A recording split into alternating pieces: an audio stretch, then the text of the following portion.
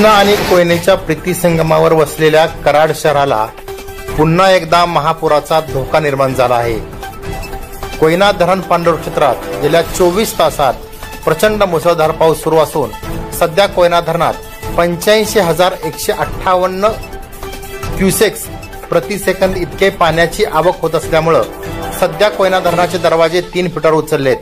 मात्र येत्या 24 तासात जर पावसाचा जोर तसाच राहिला तर कराड शहरातील पाटण कॉलनीसह कराड शहरात पुराचा धोका निर्माण होऊ शकतो एवढं मात्र नक्की। यासाठी प्रशासनाने देखील योग्य खबरदारी उचलण्याची गरज आहे। सध्या कराड शहरातील प्रीतिसंगम परिसरातील मंदिराला पाणी लागलं असून येत्या 7 ते 8 तासामध्ये कोयना धरणाच्या दरवाजे उचलल्यामुळे हे पाणी कराड शहरामध्ये येऊ शकतं। साधारणतः उद्या दुपारनंतर कृष्णा व कोयना नदीच्या पाणी पातळीत वाढ होऊन महापुराचा धोका निर्माण होऊ शकतो। यासाठी प्रशासनाने देखील अलर्ट मोडवर येण्याची गरज आहे।